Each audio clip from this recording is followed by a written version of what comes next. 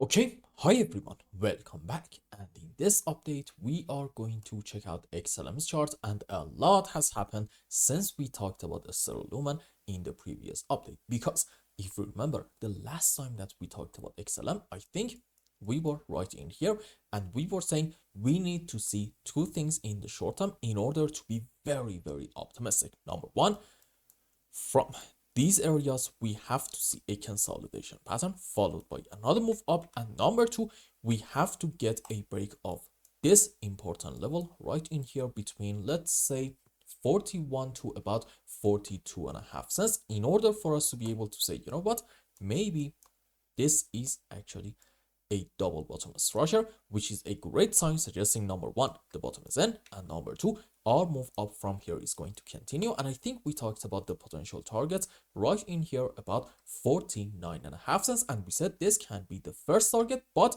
in order to confirm this pattern, we need to be just a bit more patient. And what happened? Unfortunately, we got a rejection from this level, and in like very short term, as you can see, if I just go around here, there we go, we didn't really get a move down followed by another move on the upside. So this was definitely yet another not necessarily optimistic sign. I mean, do not get me wrong, I think you can say that this was the end of our wave 3, maybe correction for another move on the upside into wave 5, and you can even say that this is a 5 wave up. But again, unfortunately, we failed to get a break of this double and confirm our double bottom structure, and instead, well, as you can see, we got a very strong move down, and during this phase we got the biggest liquidation event in the whole crypto market history, which is unbelievable pretty much. And I think I saw some reports talking about a $300 to $400 billion worth of liquidations, which is insane. And the idea, I think, in those reports was that a lot of exchanges, I think they were specifically targeting Binance. They don't really talk about the real numbers. And I think so far Binance talked about only having like a 20 billion liquidation, but it seems like that the numbers are like much higher. Now, having said all that, I know this may sound a bit negative. However, in my view, in XLM, and for that matter, I would say in a lot of other altcoins, most likely during the crashing event, we have actually hit our final lows. And since right now we don't really have any leverage positions open, I am going to argue those prices around the lows are going to be gone, at least I would say, by the end of this cycle. And in order for us to visit the lows once more, we have to see some strong moves on the upside in order for a lot of amateur traders to once more open some insane leverage positions. And then, okay, fair enough, I'm gonna be open to having some great moves on the downside and liquidate all those traders. For now, at least, I don't really think we are going to have moves down like this, as long as we are not seeing some insane moves on the upside. And by taking the lows specifically in XLM, I'm not talking about this thing about 28 cents. Why? Because you see, this chart is on Coinbase, and by the way, I would like to say kudos to Coinbase. This is literally the best XLM chart that we are able to find. And if you go on some other charts, for instance, let's go on TradingViews one. As you can see, the lows in here are like about 17 cents area, which is insane. And if you go on Binance, how about, yep, this is also around 17 cents. And if you want to see like a much worse chart, maybe you should check out the USDT pair, and at that point you are going to have the lows all the way down here about 15.5 to 16 cents areas. And when I say we are not going to see prices around the lows anymore, I am talking about these numbers, okay? I do not believe that we are going to get a move down and fill the gaps that were created as a result of this recovery phase happening way too fast. Why I don't think we are going to have something like this? Because I also do not really believe that this crash happened naturally. So I don't really believe that the normal rules are applying to this structure, indicating from here we are going to have like a 40% move on the downside. I don't really think that's the case. Having said that, in XLM in the short term, I'm gonna say probably by the next 5 to 7 days, I do think we are going to have a move on the downside. Why? Let's go back on our own chart from Coinbase. Since this actually has better looking candlesticks, let's just go on H4 time frame. Excuse me, I actually needed to go on USD pair. There we go. So here is the situation.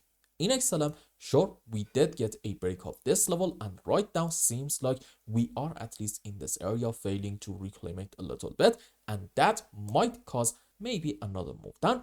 But here is the thing. You want to remember that in XLM, according to Coinbase's chart, which I do think is the best chart to consider, we did not take the lows down here about 21 cents.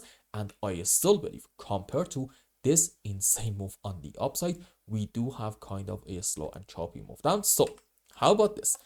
I'm gonna say, even if you do not want to be optimistic, even according to that scenario, you can say, well, okay, maybe this is A, this is B, and what are we going to have next? Yep, at least another good move on the upside, hopefully by the end of this cycle into our ceiling. Now, are there some other structures in here that you can consider? I think so, yes. For instance, you can say maybe this is going to be a wave 1, correction for 2, another move up into wave 3, correction for 4. And what are we going to have next? As you can see, the conclusion once more is the same, at least another good move up into wave 5. And now, since I'm gonna say pretty much yes, we do have overlapping of the waves between our wave 4 and 2, maybe, who knows, this is going to be an expanding ending diagonal, which in it we do expect wave 3 to get quite extended and be quite a bit bigger than the length of our wave 3. So as you can see, mid to long term, I don't really believe that, at least for now, let me just say this, a whole lot has changed. I do still like to see another good move on the upside. Having said that though, in like very short term, the story might be a bit different. Why? Let's count some waves and so on. Okay, so here is the situation. I think we are having from this point maybe a wave 1, correction for wave 2, another move up into wave 3, correction for 4, and yet another move on the upside into our wave 5 to about this point, since this is actually the highest side.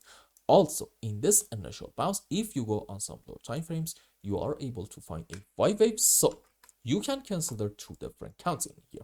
Scenario number 1 suggests in XLM you are having a 1, 2, 3, 4, 5 wave, and this can be another 1 and a 2, but on a lower degree relative to this one. And soon we're going to get a good move up into wave 3, 4, 5 in order to complete the sub waves for this wave 3 correction for another move up into wave 5. Is this scenario possible? The answer is yes.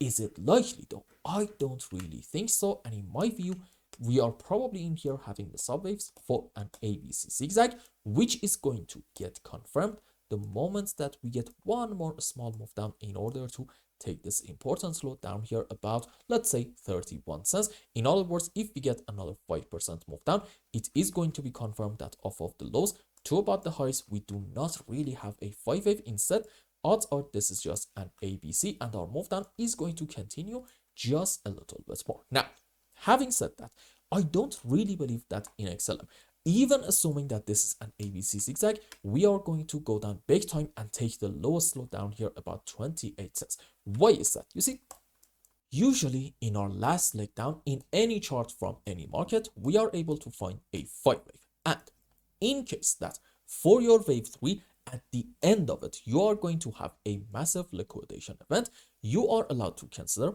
having a correction for 4 and then another move down into wave 5. But in this phase, you should actually consider the possibility of having a truncated wave, meaning in here we are not going to take the low of our wave 3. And well, since we got the biggest liquidation event in history, I think this is the best time to consider having a truncated final leg on the downside in XLM, which means what? Yup, we are not most likely going to take the lows down here about 28 cents area. And for instance, we can do something like this.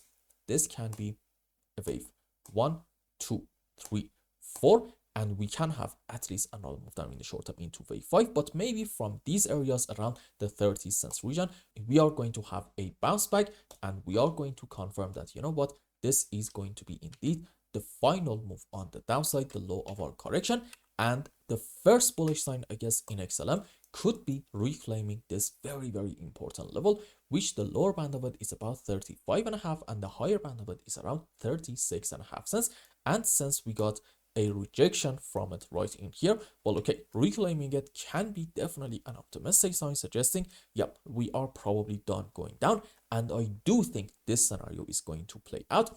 And in fact, if you close XLM's chart and come back, I'm going to say in about 10 to 15, 20 days, I believe by that point, we are probably going to completely recover from all this insane price action, and we are going to basically be back where we started this crash right in here about the 38 cents area. So as you can see, I am kind of a fan of having a V-shaped recovery phase in here, but even that is going to take a bit of time. However, overall, I don't really believe that we are having a whole lot to be worried about. So as you can see, despite the recent crash in XLM, I don't really believe that a whole lot has changed, and I do still like to see, hopefully by the end of this cycle, some more great moves on the upside in order to at least take the 2025 high right in here, about 62 cents for the first target. But I think we are probably going to go quite a bit higher than that. And I hope I explained everything well and you understood what is going on in XLM. And until the next update,